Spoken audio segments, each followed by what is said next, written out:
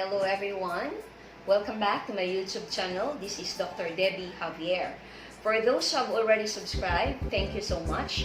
So for those who are new in my channel, please subscribe. Click the subscribe and bell button for you to be notified every time that I have a new video. Today, I'll be discussing with you how to master tenses of verbs.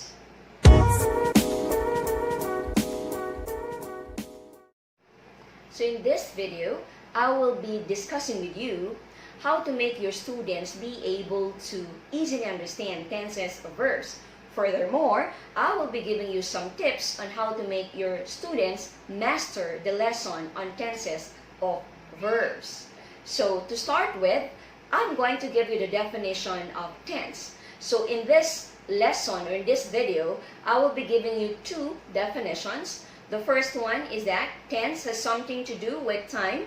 It clarifies the action done by the subject according to its occurrence. And number two, tense is the term used to show relationship between time and other conditions in the form of the verb. So these are the two definitions of tense. Now, we have here a table on the tenses of verb. So we have simple tenses. Under it, we have simple present, the simple past, the simple future. Then we have on the next column, progressive or continuous tenses. We have the present progressive or continuous, past progressive or continuous, future progressive or continuous tense. And on the third column, we have perfect tenses, the present perfect tense, past perfect tense, the future perfect tense, and of course, in the fourth column, we have the perfect progressive tenses. We have the present perfect progressive, past perfect progressive, and the future perfect progressive. So take note, if you are going to count it, there are 12 tenses in terms of the lesson of tenses in the English language. Now, the question is, how can we make our learners master the tenses of verb? Maybe you already have answers in mind, like you let them memorize the tenses. Is it effective? You explain the lesson on tenses. Is it working? You give examples. Does it work?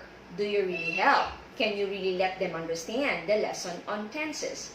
Now, I would like you to focus on the differences between the tenses of verb of the English language and the tenses of verb of the Filipino language. So in this manner, you will be able to let your students understand that there is a very big difference between tenses of verb in the English language and tenses of verb in the Filipino language. Be that we are Filipinos, so in the Philippines, we only have 3 tenses. We have the perfectivo or the pangnagdaan, which is the past tense, and then the imperfectivo, which is the pangkasalukuyan or the present progressive tense, and the contemplativo or panghinaharap, which is the simple future tense. So take note, we only have 3 tenses in our own language. We have the simple past tense, the present progressive, and the simple future tense, compared with the English language. For tenses of verbs in the English language, we have 4 major tenses, and under each tense, we have 3 tenses. So we have the simple tenses. Under the simple tenses, you've seen it on the table a while ago, we have the simple present, simple past, simple future, present progressive, past progressive, the future progressive. Perfect tenses, we have the present perfect, past perfect, and the future perfect. And the perfect progressive tenses, we have the present perfect progressive, past perfect progressive, and the future perfect progressive. So those are the differences.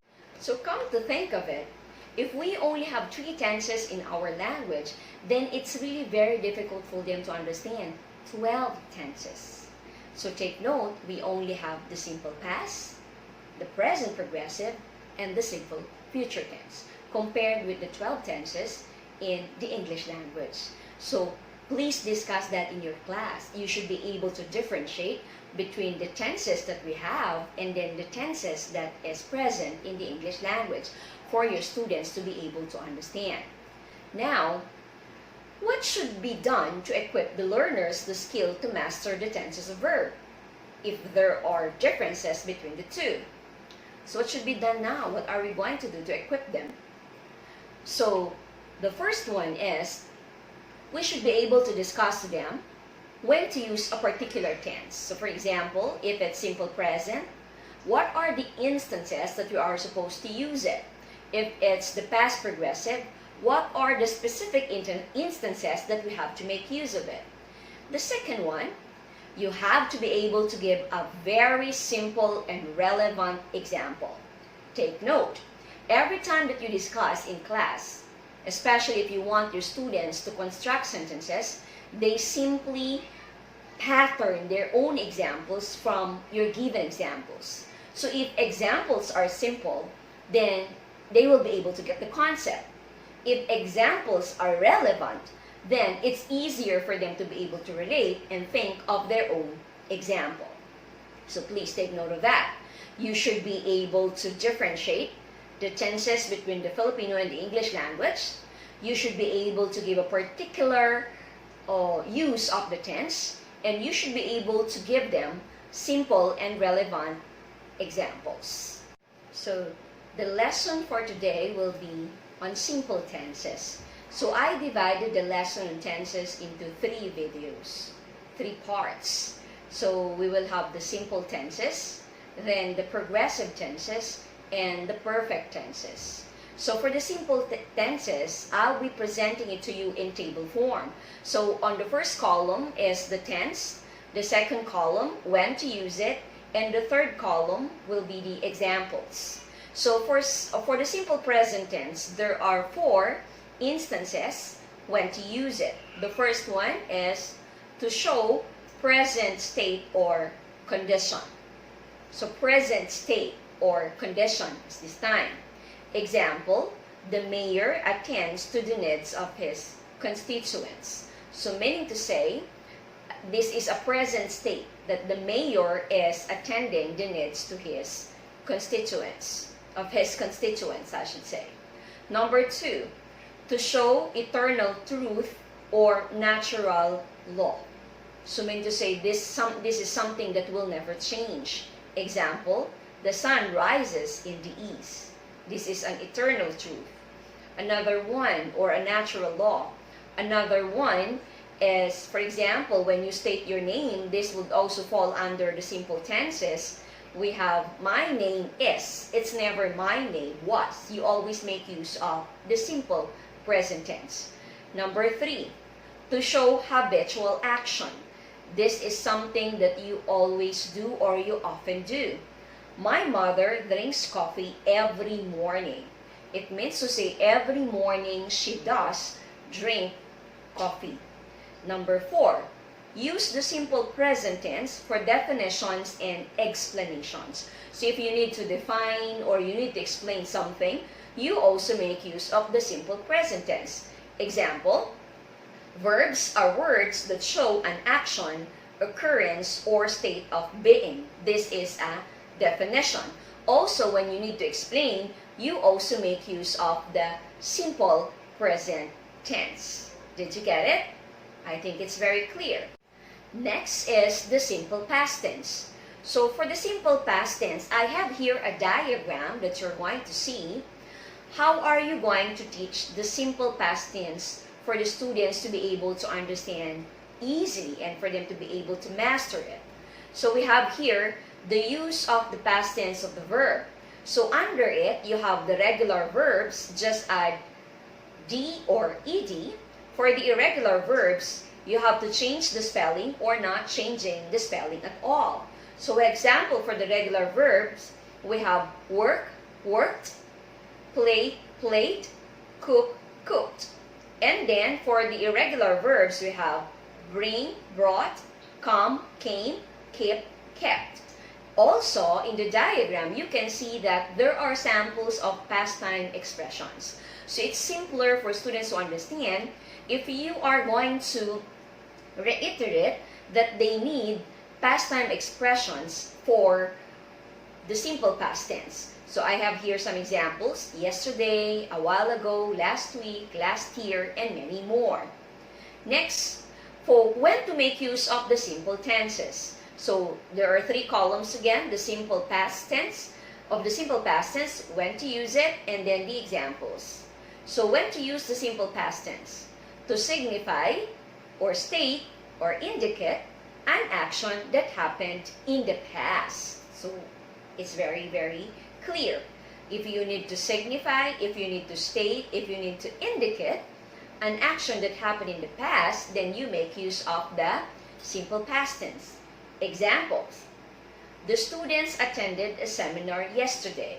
So the verb is attended, which is in the simple past tense, and yesterday is the time expression, past time expression. Number 2, my father went to the supermarket a while ago.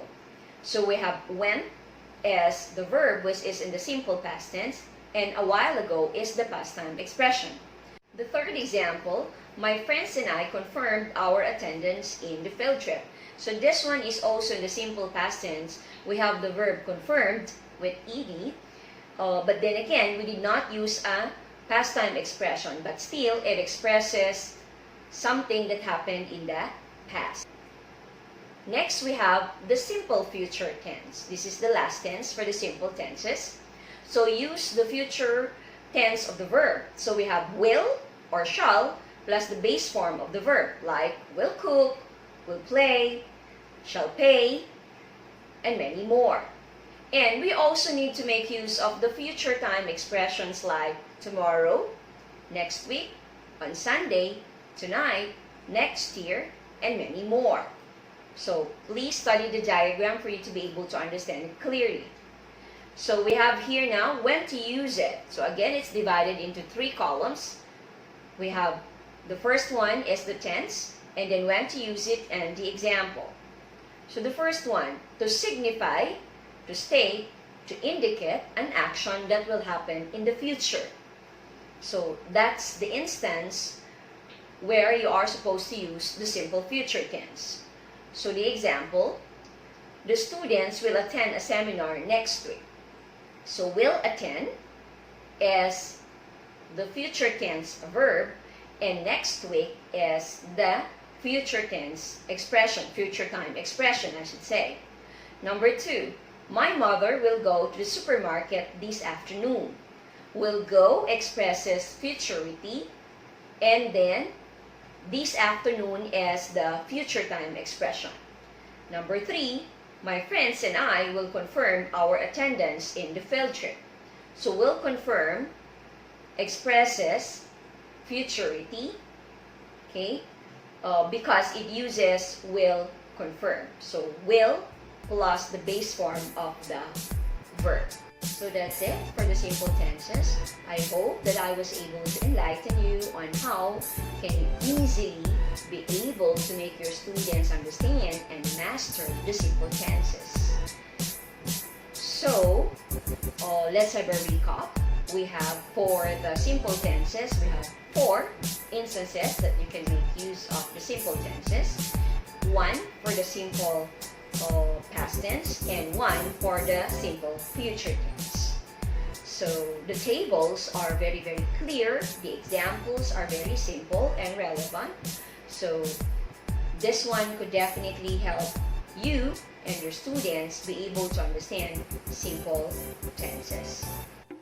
Thanks so much for watching. I hope that I was able to share something that will be very useful for you to teach tenses of verbs. So at this time, before I'm going to say goodbye, I would like to do a shout out to Ms. Sheena Royal of UAE and Mr. Jason Cruz for subscribing and supporting my YouTube channel. Thank you so much from the bottom of my heart, and all the other supporters and subscribers. Thank you so much. So this is Dr. Debbie Javier. I would like to leave you with this line again. Always be a blessing to others. Happy teaching. Bye.